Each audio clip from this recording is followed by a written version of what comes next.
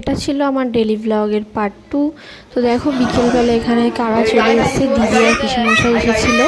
তো দেখো তারপরে বাড়িতে সবাই কি করছে, এখানে দেখো দিদির ছেলেকে নিয়ে দুজন ভাই মিলে আমার কি কাণ্ডটাই না করছে। আর মিষ্টুকে দেখো আমরা ঘর থেকে দরজার কাছে বেঁধে দিয়েছি।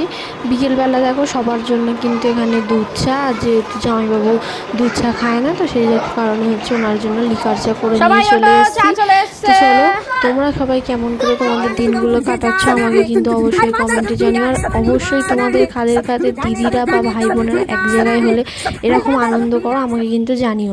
তো দেখো বিকেল হতে না হতেই কিন্তু আমি এখানে বানিয়ে ফেললাম লোটে মাছের পকোড়া। তো সন্ধ্যেবেলার কিছু তো একটা স্ন্যাক্সে বানানো হতোই, তো যে ফ্রিজে যেহেতু লোটে মাছ ছিল তো ভাবলাম ওটাকেই পকোড়া বানানো যায়।